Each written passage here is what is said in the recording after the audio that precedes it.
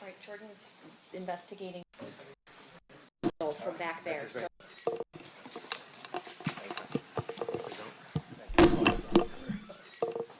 If anybody's smelling something burning, it's a burnt bagel from back there. So don't worry, we're all. Okay.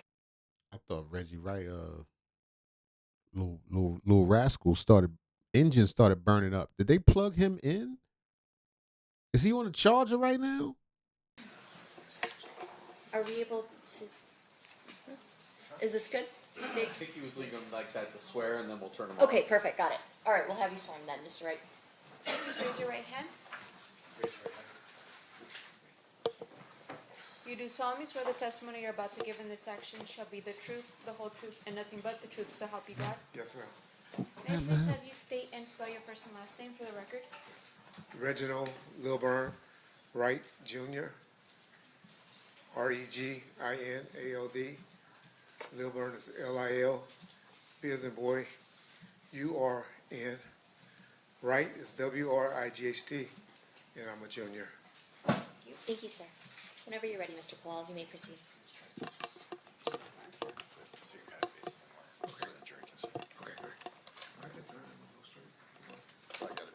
Yeah, you got parallels. Back that thing up.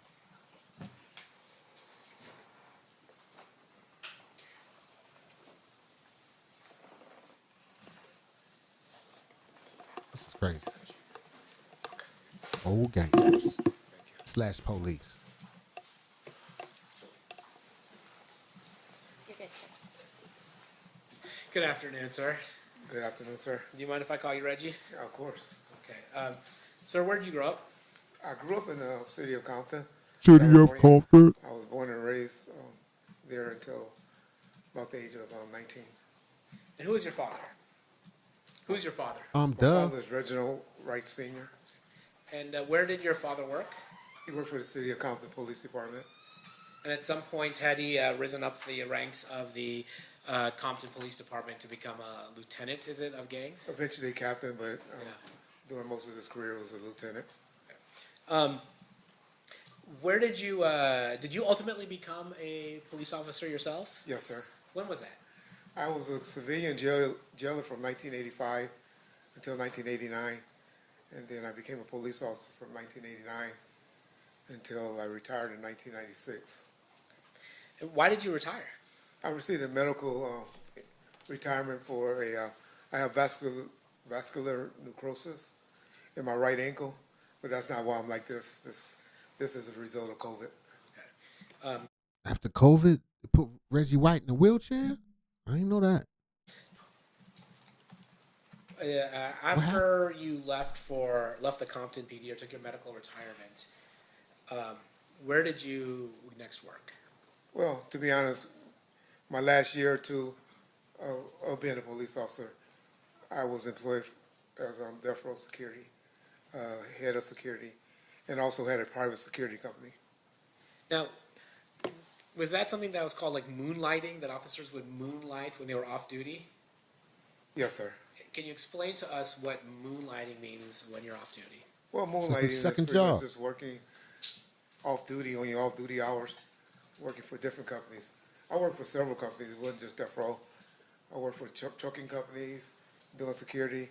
Worked at nightclub, the Raiders Club, that was inside of the Compton Hotel. Worked several video shoots. Just extra money on the side for off duty. Compton PD wasn't paying good? Guess I was really young and greedy. Yeah. And then at some point you said one of the jobs that you had was moonlighting for Death Row. Is that right? Yes, sir. And can you tell us what Death Row is? Death Row Records is a record company that was based out of Beverly Hills, California. And, yeah. And who ran Death Row Records at that time? A gentleman that I actually grew up with at elementary school, junior high, and high school by the name of Marion Suge Knight. And when you say Suge, is that what he would go by? I call him Suge. So after you retired, did you, well actually let me take a step back. As part of your role as a police officer in Compton, Were you familiar with the different neighborhoods and the members of different neighborhoods? Yes, sir. Was that part of your job to know what areas were associated with what gangs? Pretty much a job, and like I said, I started in like 1985, so kind of got familiar while I was working the jail, and it was something that was curious to me. His dad was one of the NWA fuck the police, just to get an idea of how far back they go. Being that my father was active with He probably was in the video chasing Easy up alley. the gangs, and it was something that was intriguing to me as well. So when you said you grew up with Suge, did you grow up in the same neighborhood that Suge grew up in? Yes, about 2 blocks away. Was that considered Mob Piru territory? That's correct, sir. So when you were growing up, were you familiar with the Mob Piru? They came on eventually later. It was really a Luther's Park, Piru area.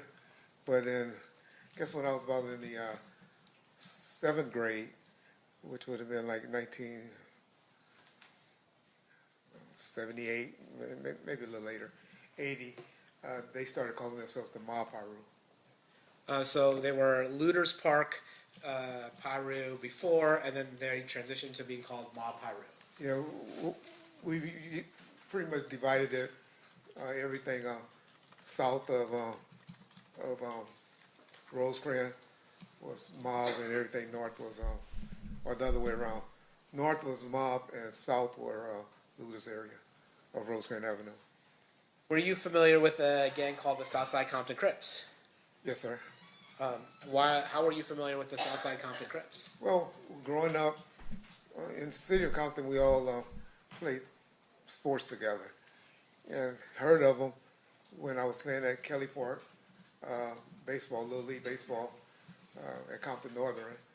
And then my time in '85 as a jailer, and then working in the streets of Compton as a police officer from 1989.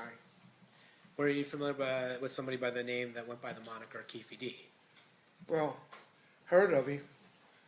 Had no personal interactions with him at that point, especially as in law enforcement. Heard of him, knew of him, but I had no personal contact with Keefy at that time. So he was somebody that was on your radar, even though you had never met him or any had personal interaction with him. Heard of him. He was mainly known as at one point he was known as a crackhead, but then later on he was known as a drug dealer, and I mainly was a gang guy, and didn't really enforce on the level of narcotics he was working. All right, so then you had mentioned that after you had left the Compton PD, you formed a company. Can you tell us about that? Yes, sir. So, in '94, initially I was using a private security company because I was kind of in charge for security for death row, called Code 4. Right, because you was But crooked. once I saw I was about to get retired, I opened up my own private company called Wright Protective Services, and that didn't really get started until about 1995. But in '94, I was using another private company. And who were your clients? Was your client just death row, or did you do anything else?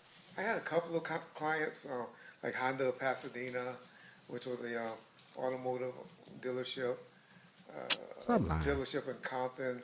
That they were repoing people's cars, and He was they rolling with needed a Suge. car. But my biggest, 95% of my clientele was Death Row Records. Now, tell me about that. What were you doing when you're saying you're security, or you're a security company that's working for Death Row Records or getting contracted by Death Row Records? What does that mean, actually? It grew over a time period. In '94, it was just mainly just special events. And then I have a couple of off-duty or retired police officers hanging with the artists in '94. '95, '96, it got a little bigger. Had security at the office, at the recording studios, driving Mr. Knight around, two with Mr. Shakur, two with Snoop Dogg, Mr. Rodis, and other artists when they went to promotional events like that. So I could pretty much have about 10 officers working a day. And when you say 10 officers, were the people that you would contract with or work for you in this world, were they largely off-duty police officers? Off duty or reserves or retired. This nigga has some training day shit going on. And why is that? Because they were able to carry guns concealed. You know, On them where it's LA not streets. exposed. We had exposed officers at the studio, but mainly the bodyguards were carried their weapons concealed, And we heard and for the training as well. we heard from James McDonald just before you hit the stand. Was it fair to say that there were Mob Piru gang members also around Death Row Records? That's correct. Mob, looters, West Side, generally Pirus from the city of Compton. And are these gangs that are generally associated with the Bloods? Is that right? That's correct, sir. And so, and the Crips are, I mean, they're, well, let me ask you, Crips and Bloods, are they an alliance or are they typically in conflict? Typically in conflict. However, Death Row was a unique situation because one of their main artists, prior to Mr. Shakur coming to the label, With Snoop? was Snoop Dogg, who was a He known was blue. Crip from Long Beach. And they all seemed to have a great working relationship prior to my arrival and even during my arrival. All right, I want to ask you about Bad Boy Records. Are you familiar with a company called Bad Boy Records? Yes, sir, I am. And who, to your knowledge, was running Bad Boy Records in the mid-90s? P. Diddy, Sean Combs, What if they make Diddy take the stand? Puffy. I don't know what name he's going by today.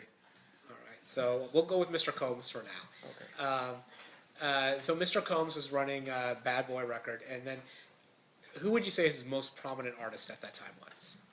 Christopher Wallace, Biggie Small. Okay, and then was there tension between Death Row Records and Bad Boy, the Bad Boy Entertainment label? At what time period? Well, you tell me. At any point, did tension develop between Bad Boy Records and Death Row Records? Initially, when I was around in '94, there wasn't. But However, some eventually- things happened. '95 that started tension between Death Row and Bad Boys. There's a famous speech that Mr. Knight gives at the Source Awards in New York in 1995. Does that contribute to it? Yes, sir. That was August the 6th, 1995. But yes, sir. That was Any when artist- he let the world know. Any artist want to be an artist and don't want to worry about the executive producer? And then there's another incident where one of Suge's associates was killed in Atlanta. Is that right? That was in September 25th, I believe. Yes, sir. And then is it fair to say that your perception of as security for Death Row Records was that somebody associated with Bad Boy Entertainment may have had something to do with the murder of one of Suge's friends in Atlanta? That was always the story that was told to us. Yes, sir. And so, is it fair to say by 1995, the end of 1995, that there was significant tension between Bad Boy and Death Row, Yes, sir. and to the extent that it even involved violence with regards to Suge Knight's friend being killed? Correct. That was the first time something escalated to that point. Yes, sir. As security for Death Row, how did you handle this? Well, we was always on some type of tension when it came to Bad Boys or going to the East Coast, which Suge and I continuously went to the East Coast because he had a lot of business. His distributor, the main distributor, was located out there. The big trade, like the magazines and stuff, was out there. So I can honestly say he and I, and maybe a few of his homeboys, went out there at least once a week, once a month, I'm sorry, during that time. When Mr. Shakur came home, we went down a little bit, but we were still going out there, but we didn't go as much. And when you say when Mr. Shakur came home, at some point did Death Row sign Mr. Shakur to its record label? It's debated how that happened, but I'm not asking about the how. I'm just saying, Yeah. did it happen? yes, sir. I believe he came home October the 12th of 1995. Now, as security for Death Row, were you aware that Mr. Shakur was actually out on a bond, an appeals bond from prison from New York? Yes, sir. And I believe the allegation has something to do with sexual misconduct. Is that right? What does this have to do with If you don't know, I mean, something like that. I wouldn't call it that, but yes. Okay, whatever it was, there was some kind of issue. Mr. Shakur is in prison in New York, and then Death Row Records posts an appellate bond for Mr. Shakur. There are some other companies, but yes, sir. Okay. And then Mr. Shakur does he move to where Death Row is, or does he stay in the New York area, or where does he go? No, I remember. I picked him up from the airport. Me and one of my security guys named Kevin Hackey, and we took him immediately. We went to Monty's restaurant and ate. Then we went to the studio, the recording studio that night, and from that point on, we got him into a room, took him to the Peninsula Hotel, where he stayed for, I believe, a month or two. Then he got a spot on Wilshire, and later on a house in Calabasas. As the head of Right Way Security, which was contracted by Death Row Records, were you responsible for Tupac Shakur's security? Yes, sir. How did you handle Tupac Shakur's security? Well, I had two guys that were primarily always assigned to him. One guy was a guy by the name of Kevin Hackey, who was with him a lot at the beginning. So how you let him get shot? Later on, towards the end, a gentleman by the name of Frank Alexander was the one that worked with him as well. And then I will always have additional guys, like Al Giddings is one of them, fill in for him when those guys wasn't available. But generally always had one security guard with him. After this particular song came out, in about May or June, we upped it to 2 security officers. Now, you mentioned a particular song came out that changed how you handled Tupac Shakur's security. What song are you talking about? It was a song called Hit 'Em Up. And is it fair to say that in that song, Tupac is aggressively expressing his dislike for the members of Bad Boy Entertainment as well as other artists? That's fair to say. And as a result of that, you decided to change the security for Tupac or increase it? Well, I was a part of the discussion and ultimately had to approve it, but I'm sure Mr. Knight, possibly Mr. Shakur, and maybe the security officer that was primarily with them, we all agreed that he probably needed another guy with him. Were you aware during this time of a gang from Compton being used by Bad Boy Entertainment when they came to the West Coast? We had heard those rumors and we were familiar. And what gang was that? Compton Southside Crips. Now, the Southside Crips, that was the same gang that you had told us earlier that Mr. Davis belonged to. Is that correct? Yes, sir. And by Mr. Davis, I mean Keefe D. That's what I believe he is, yes. Yeah. And then, was there ever a time where Death Row and you and whatever other unofficial security Death Row had a clash with Bad Boy and the Southside Compton Crips at all? Yes. We had it at a Soul Train's Music Awards. I previously stated that Mr. Davis was with him, and I even think I may have even said that he was one of the ones close to the guy with the gun.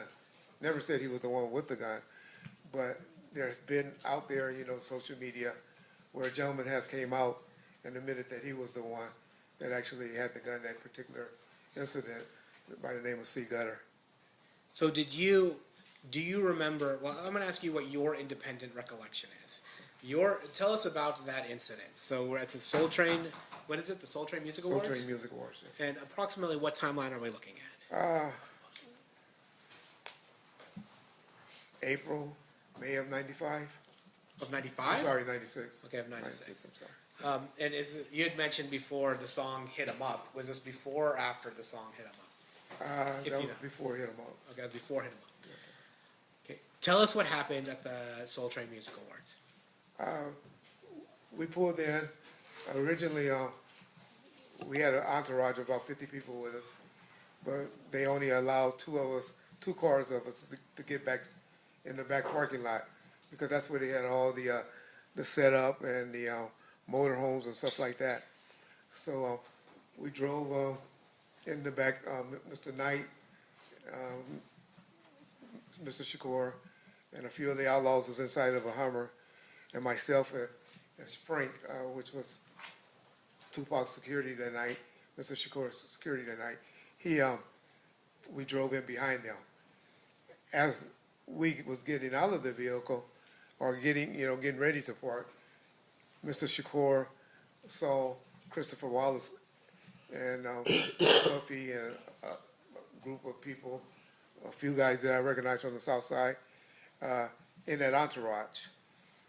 As they were, Mr. Shakur immediately became enraged and started yelling, and confrontation between Mr. Small, Biggie, and Mr. Shakur took place to the point where one of their guys brandished a weapon.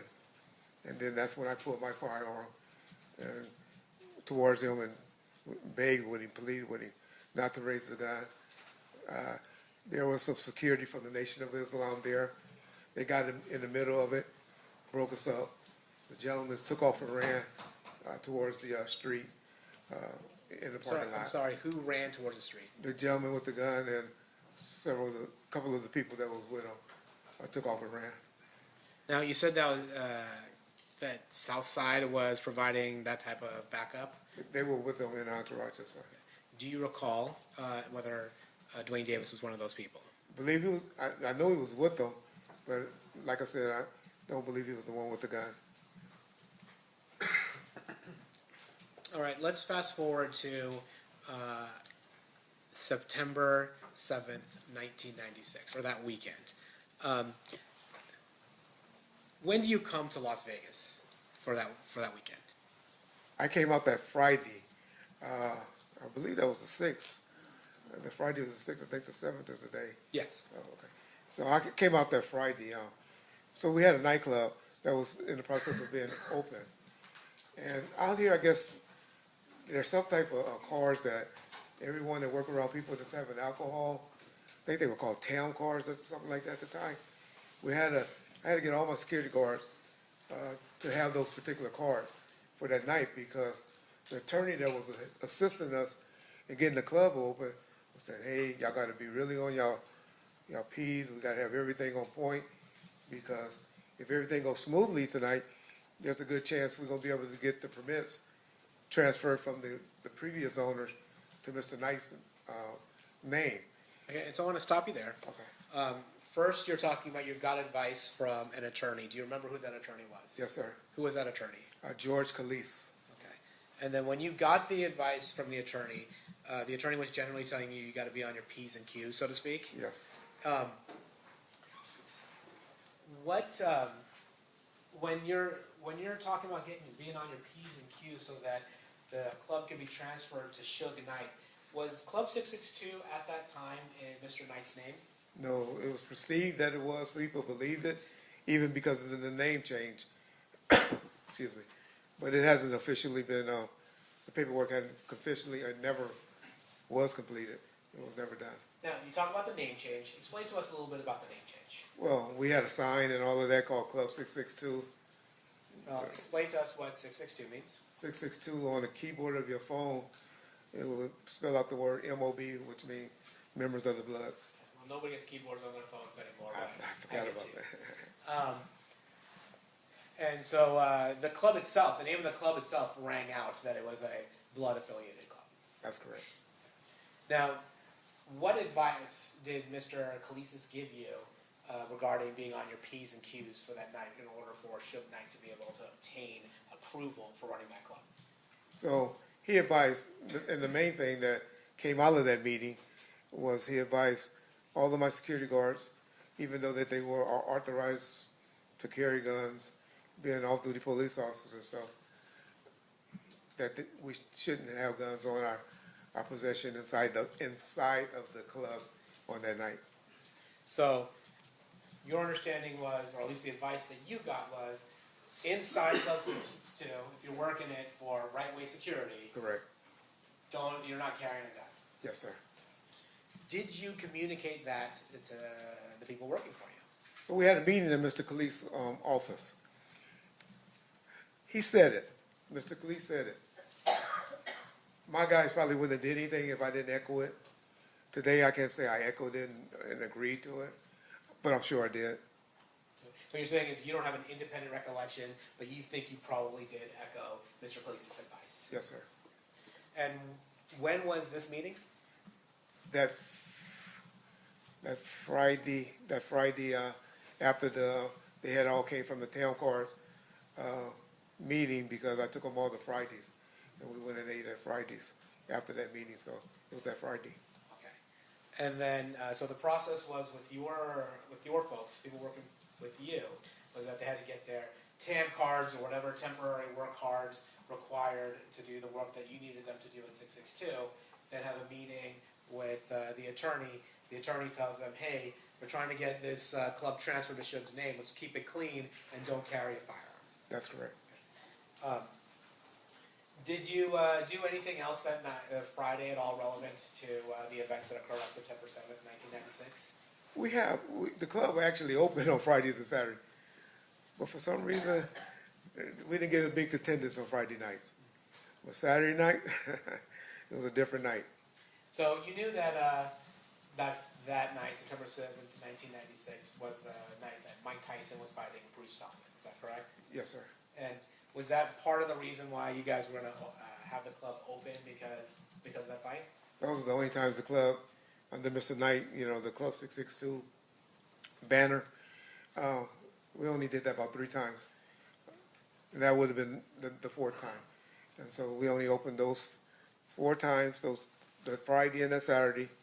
And then we did it one more time where Mr. Shakur and Snoop Dogg did a St. Ives commercial, which was just a promotional private video shoot for a commercial. Now, who was in charge of the security for Club 662 that night? Well, ultimately I am, but I had a on-site supervisor by the name of Al Giddens. He was actually who I consider in charge of the club, but ultimately as the owner I was. And then we heard from James McDonald. He's suggested that he had a role in security as well, maybe different than your role in security. Were you aware of James McDonald being there at the club?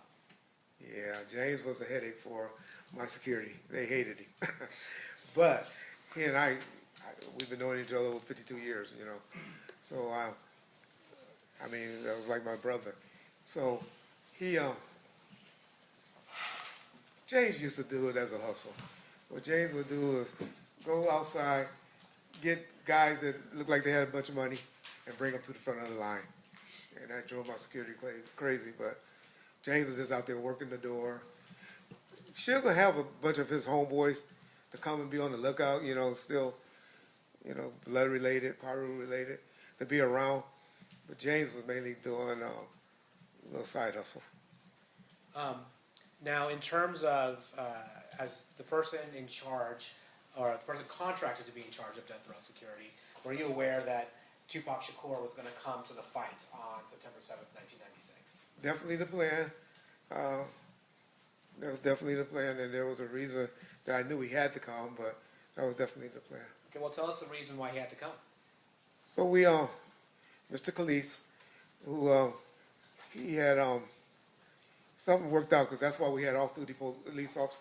I don't know if they were off-duty. They were in uniform, so I don't know if they was working off-duty or they were on duty.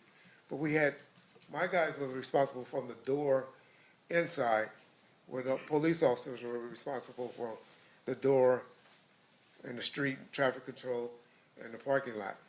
And so I guess how they got that approved was, Well, if you're guessing, Okay. I don't want you to guess. Were you the person responsible for whatever event control or traffic control that the Las Vegas Metropolitan Police Department did?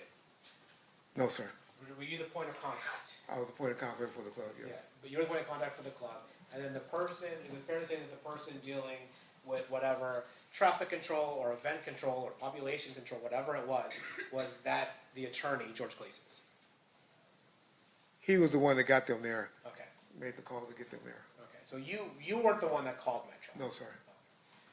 So anything that you would have said regarding that is just kind of you trying to put the dots together, assuming what that conversation might have been. And the only reason I say that because I knew we promoted it as a benefit for a retired boxer, for a police, he was a retired police officer that was promoting or had something to do with boxing for youth or something like that. So that kind of is adding to the P's and Q's that would make Mr. Knight look better when the transfer of when they're trying to transfer this club. Hey, we're also holding a benefit. That and also Mr. Shakur was trying to work off some community service hours that he needed. I don't know how they made it happen in LA County. And so Mr. Shakur was scheduled to perform that night at Club 662. Is that right? Yes, sir. And so you're telling us that it was your understanding that Mr. Shakur performing at Club 662 at this benefit would help him accumulate hours for community service. Yes, sir. So when was Tupac Shakur supposed to come to Las Vegas? Well, they always came up on that Saturday. I know that they arrived about 4 p.m. on that Saturday, but if they were scheduled to come out earlier or not, I'm not sure. And then at some point, who's the security for Tupac that Saturday? Mr. Alexander, but he was out there with me, getting the town cars and everything. Mr. Shakur actually rode up with, I guess, his fiance and a few members of the Outlaws. And who are the Outlaws? The Outlaws is a bunch of people actually, but it's a group of rappers that works with Mr. Shakur that he was trying to help get their careers going. And was Malcolm Greenidge one of the members of the Outlaws? Yes, sir. And I think he goes by the name Edie Amin. That's correct, sir. And was he one of the members? And Afula, and I always get the name wrong, but Mr. Afula, was he also one of the members of the Outlaws? He was as well. Okay. And you said Mr. Alexander was the person that was supposed to be working security, or the person assigned for security for Mr. Shakur, but that he was with you. So on Saturday, was anybody with Mr. Shakur? No, sir. And you had mentioned earlier that after the song "Hit 'Em Up" had come out, and that was probably 3-4 months before this, you had assigned 2 security officers to Mr. Shakur. That's correct. Where's the other one? Well, that was Mr. Hackey, Kevin Hackey. He was scheduled to also be attending Wright, and that's who I actually thought was going to be with him, coming up with him, because he normally was with him. You know, him and Mr. Alexander, they kind of worked out who would be with Mr. Shakur. And for some reason, he didn't show up. He now telling me he had a late arrest, and he was stuck at the hospital all day dealing with an arrest. So the fight night arrives. Where are you? Do you go to the fight? I went to the parking lot of the fight, so it was kind of hectic to get inside, but also got a call from Mr. Giddings, Al Giddings, who was my supervisor at the club, and they was having some logistic problems, some problems there, and I elected to go and get things in order at the club. So you get to the parking lot at MGM, see it's a little crazy, and decide to head over to Club 662. That's correct. And was Club 662, it was on Flamingo, is that right? 1700 block of Flamingo, yes, sir. Okay. Actually, can I see Exhibit 2? I'm going to publish Exhibit 2, which has already been admitted. All right, actually, Mr. Wright, you're not positioned great for any of this, but there we have. Can you see 662 up there? I don't have my glasses. No worries. I'm sorry. I got you.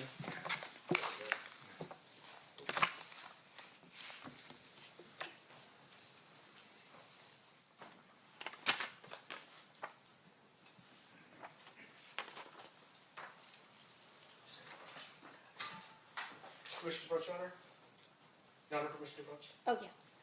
I may move about the courtroom freely. Thank you. You see clubs, there's a red 662 club on this map. You see it? Yes, sir. Is that accurately representing what Club 662 was? Yes, sir. So you leave the Las Vegas Strip and head over to Club 662. That's correct, sir. Did you handle the logistical issues at Club 662? I guess. I'm sure we got worked out. Yes, sir. And then, was Club 662, did you stay at Club 662 or did you head back to the Strip that night? No, I stayed there the whole time until I was contacted by some other individuals. Okay, so we'll start, before we get there, how was 662 super busy that night or was it kind of less crowded? The clubs generally didn't start getting crowded until about 11 p.m.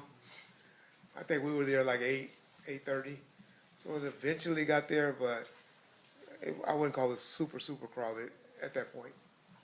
And then you said you were there and then you, something changed. Well, we all know that on September 7th, 1996, Tupac Shakur was shot and Mr. Knight was at least grazed in the head by a bullet. Did you find out about that? Yes, sir. How did you find out about that? Two gentlemen, Buntry, true name was Alton McDonald, and a gentleman by the name of Neckbone. Well, his true name is Roger Williams, and his moniker is Neckbone. They came inside the club and came straight to me. It was like, Reggie, Suge and Pac just got shot down the street. I thought they were messing with me because they like, where Reggie at, because I wasn't there with him. But then Mr. Khaleesi, who was standing near me, I guess he talked to some of the officers that was working out front, and he kind of verified to me that something happened. And then by that time, I see about 4 or 5 other units that were working at the club. They started taking out heading that way. Now you mentioned two people, Buntry, Alton McDonald. Does Buntry have any relation to James McDonald, the person that testified before you? That's his little brother. Yes, sir. And then you had mentioned Neckbone, Roger Williams. Were these people employed by Right Way Security? No, sir. Were they part of Mob Pyro? Yes, sir. Is it fair to say, as we talked about earlier, that Suge would have members of Mob Pyro around? Correct. And while they weren't official security, would you say they provided a different form of security? That would be a fair, yes, that's correct. So upon hearing the fact that, well, at that time when Suge Knight and Tupac Shakur were headed to Club 662, were you aware of their movements? Were you aware that they were headed over to the club at that point? Not at that point. I hadn't heard anything. Frank hadn't communicated anything with me, and I just knew they would eventually get there. But no, I didn't know any movement where they were at or when they were coming towards our way. Oh, you had said Frank hadn't told you anything. At this point, had Frank met up with Tupac? Oh, I'm sorry. Frank was with Mr. Shakur since about 4 p.m. on that day, 4 to 5 p.m. on Saturday. He was with him all that day. So he didn't drive out with Mr. Shakur, but he eventually met up with Mr. Shakur. That's correct. Him and another gentleman who initially was with him by the name of Michael Moore. And was Mr. Moore also a member of security? He worked for Right Way as well. Okay. And so then you have Mr. Shakur, Mr. Knight headed to Club 662. To your knowledge, were there other people headed over? I guess we already heard about Neckbone and Buntree. Were there other people headed over to Club 662 with Mr. Knight and Mr. Shakur? On driving over, was it more than one car, or were there a number of cars driving over to Club 662? And I can only speak on what I know now. Yeah. Okay, well, no, back then, did you know? I just know who normally with them. So after Buntree and Neckbone tell you that Mr. Shakur and Mr. Knight had been shot, and you seem to get some confirmation from the attorney, what do? Me and Mr. Khalees and Michael Moore, who was with Mr. Shakur earlier, who got, his primary job was to work at the club. He and I jumped in the car with Mr. Khalees and headed towards the scene where we were told Mr. Shakur and Mr. Knight was. However, en route, Mr. Khalees was on the phone and we were notified that they were headed to UMC. So did you go to UMC then? That's correct, sir. Now, taking a step back, did you see the car that Buntree and Neckbone arrived to Club 662 in? Eventually, yes, sir. And did you notice anything notable about that car? Yes, Mr. Buntree, he had a Toyota Supra that was black, and he had one bullet hole to the driver's side fender. Now, let's go back to, you're on your way back to, or you're on your way over to UMC. What happens at UMC? Get there. All right, what Of happened? course, Mr. Knight and Mr. Shakur was in the emergency room. I didn't get to see Mr. Knight until about 3 hours later. I saw him, but there was a lot of people gathering. Yes, people heard what happened from the club. They started gathering there, and people were just starting to gather, and in the parking lot outside of the hospital. Was Mr. Knight held at UMC for a long time, or like for weeks, or what happened with Mr. Knight? No, Mr. Knight was released. I left prior. I don't know why I left. I left prior to him getting released, about 4 or 5 that morning. But I know I was back at his house. I went and got his home secured, and I know I was back at his house about 6 a.m. to 7 a.m. that morning. I was with him all that day. After all this, or sometime during this, do you make contact with your father? Yes, sir. How do you do that? By phone. I called him a couple of times throughout that night.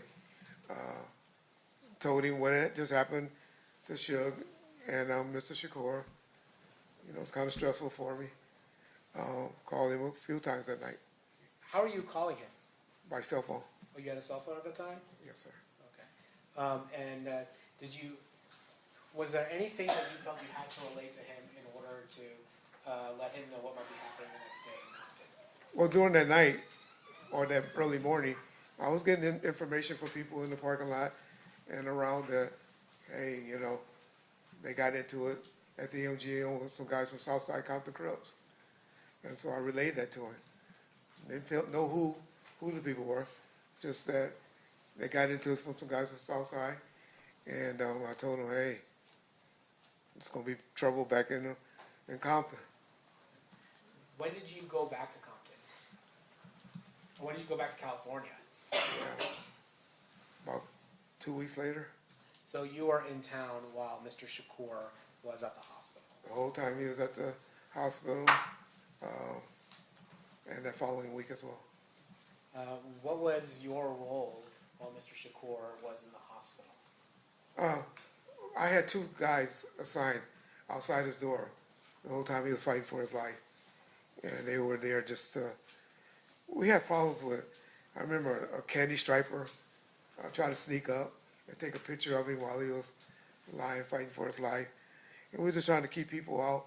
Of course, Ms. Shakur, his mother, was in charge, but just mainly trying to keep people out that she didn't want in or got her permission to come in to see Mr. Shakur while he was fighting for his life. And then you had said after Mr. Shakur had passed, you stayed in Vegas for another week? That's correct. Why is that? Well, I'm the one that actually received his ashes, and had one of my security guys by the name of James Green fly back with the ashes, and eventually delivered them to someone in the family. I believe it was the mother, but if it wasn't her, it was somebody that she authorized to receive the ashes. Okay, but you are the person that delivered the ashes. You James just- Green was. You received the ashes Yes. and then gave it To Mr. James. Ray. Yeah. You know, I want to ask you this just straight. Did you have anything to do with the murder of Tupac Shakur? Absolutely not. Mm-hmm. I bet, nigga.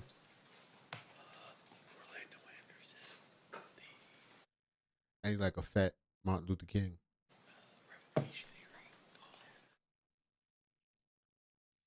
As a result of the beating of Orlando Anderson at the MGM Grand, were there any legal proceedings that involved Mr. Knight? Yes, sir. Is it fair to say that Mr. Knight was on probation at the time of the beating at the MGM Grand? He was. Actually, can we show 115? Actually, I don't even know that Mr. Wright can see. We can take the computer up to him. I just have to open it. It'll go off the screen though if I take it off here. You want to do it on your computer so he can see it up close? And I'll play it for the jury. I assume you want. Yeah, you want the fight one, right?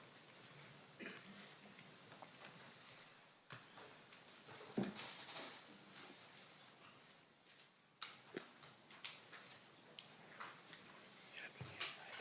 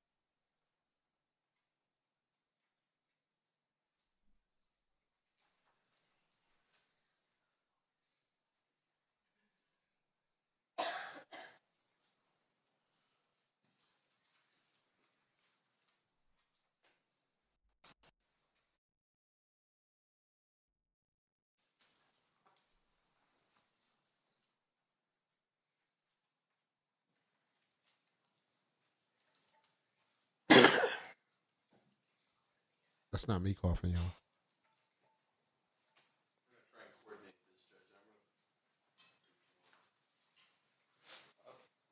I'm going to show it to you up close, Mr. Wright, while Mr. DiGiacomo shows it to the members of the jury. And Mr. DiGiacomo, Before you said you want to start it? yeah, for the record, this is State's Exhibit 115B at 7 minutes and 4 seconds. Okay.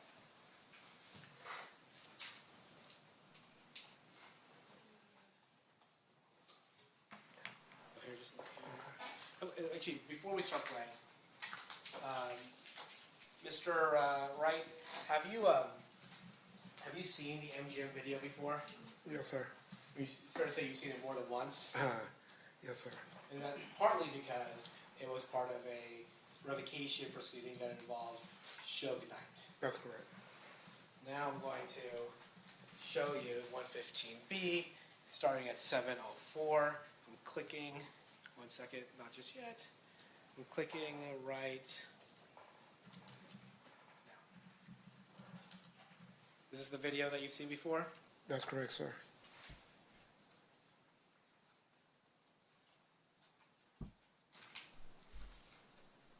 Niggas got top hats on, beating people up. I'm going to pause. Starting at 7:20.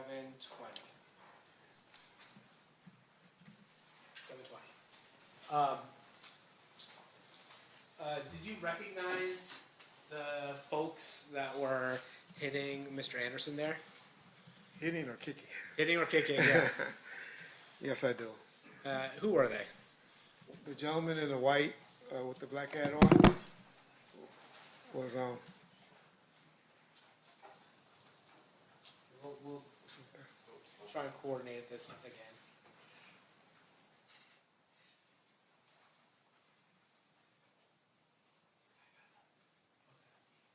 Oh, can you see it?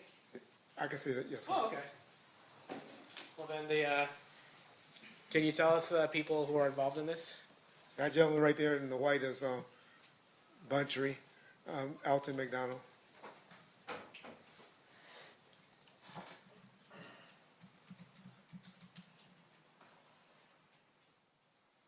There appears to be somebody in a gold shirt. Who was that? That's Tupac. Right? That appeared to be Mr. Shakur.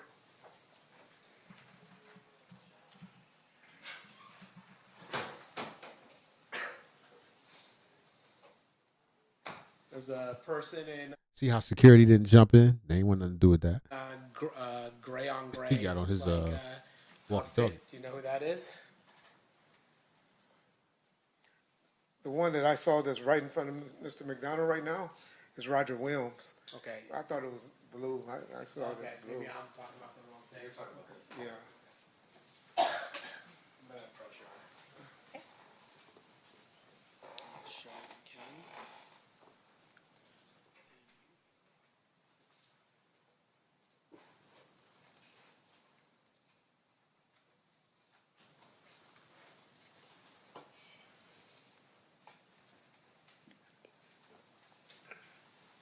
Now you can't Well, that's see. Mr. Knight, and then that's Mr. Williams.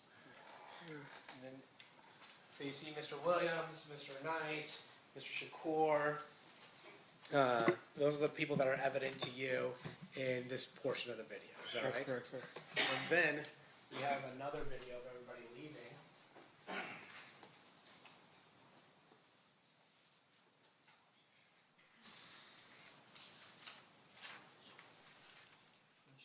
Can you see that? I see it, but That's fair. That's it.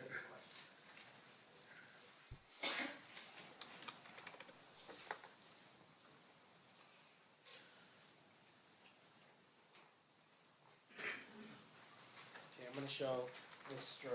Wright 115C.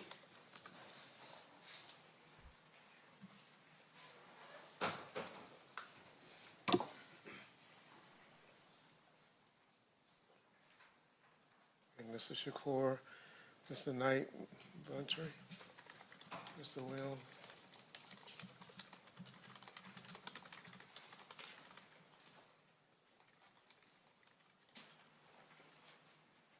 Don't see Mr. I don't Look at see Suge, Frank hot, yet. hot step.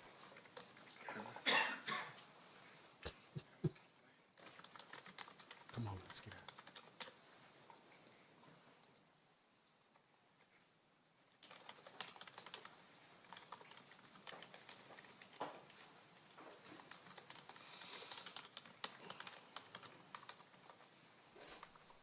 Okay, there go Mr. Alexander is the one with no sleeves on his shirt.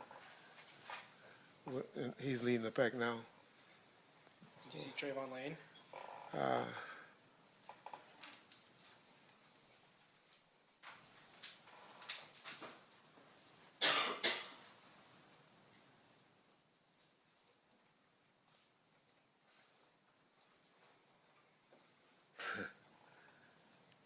don't see Mr. Lane yet.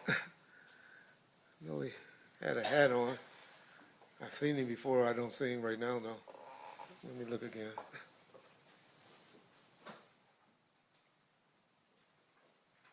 It's Frank. Mr. Shakur.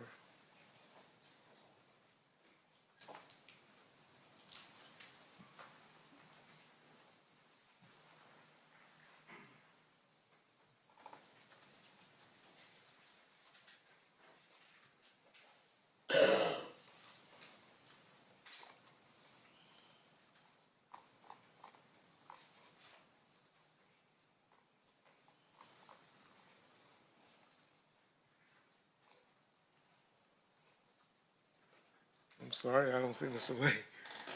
It's all right. I'm sorry.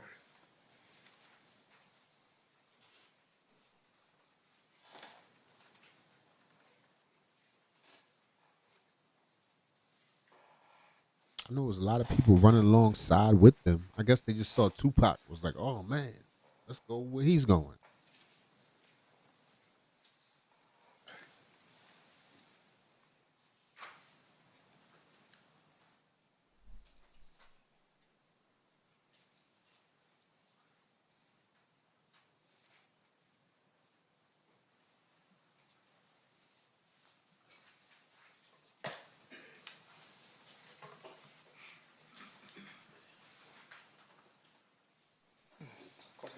Sorry.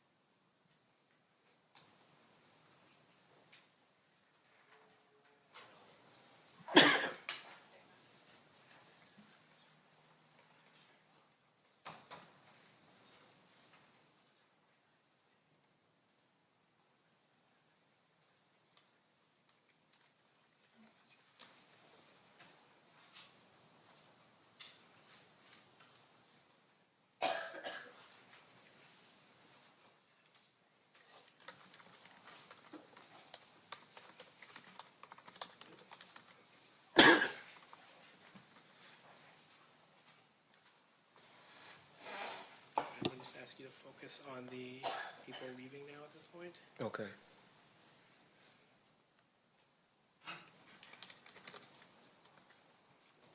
Right there, upper right. Yeah. So you see him. Yeah, leaving- he has the hat on. Upper right corner is Mr. Lane. So you see him leaving the scene, but you don't actually see him during the. Altercation. You don't see him actually hitting I didn't see him. No, Mr. Anderson. I didn't see him do that. But he's with the group that's fleeing the beating of Mr. Anderson. That's correct. I'm going to show you what's been marked as State Proposed Exhibit 16. Do you recognize who that person is? That's Mr. Lane. Do you recognize the person in State's Exhibit 7? Actually, no, I gave you the wrong one. State's Exhibit 2. Yes, I recognize him. That's Mr. Davis. Okay. I'm going to show you the person depicted in State's Exhibit number 3. Mr. Anderson. And lastly, I'm going to show you what's been marked as State's Exhibit 72. Do you recognize what's in that? It's a death row chain, yes.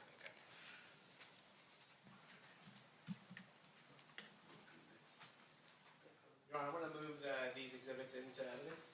No objection, Your Honor. So admitted. Can you show number 6?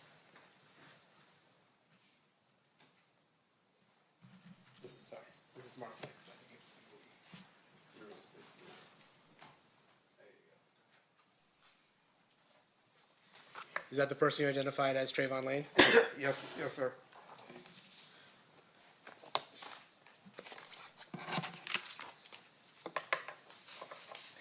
Mr. Paul, is this a, could you take it, is this a natural stopping point? Yes, we can take a break. Okay, I think we need, one of our jurors needs to come for a break. Okay. All right, so at this time, we're gonna take a recess. During this recess, you are admonished not to talk or converse amongst yourselves or with anyone else on any subject connected to the trial, or read, watch, or listen to any report or commentary on the trial of any person connected to this case by any medium of information, including without limitation, newspaper, television, internet, and radio, or form or express any opinion on any subject connected to the trial until the case is submitted to you. We'll have everyone back here at 3:40. Please rise for the jury.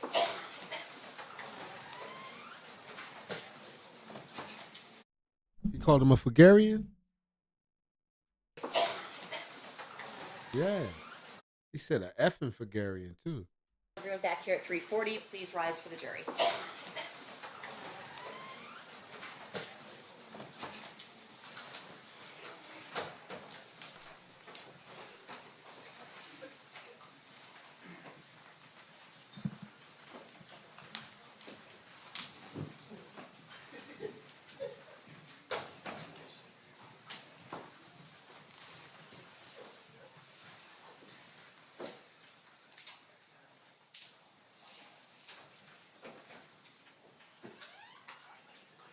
For the record, the jury has exited the room. We'll be in recess. Mr. Wright, did you need any water bottle or anything? I have one. Thank you, You've ma'am. got one? Okay. Thank you, ma'am. All right, no problem. And Your Honor, if we could just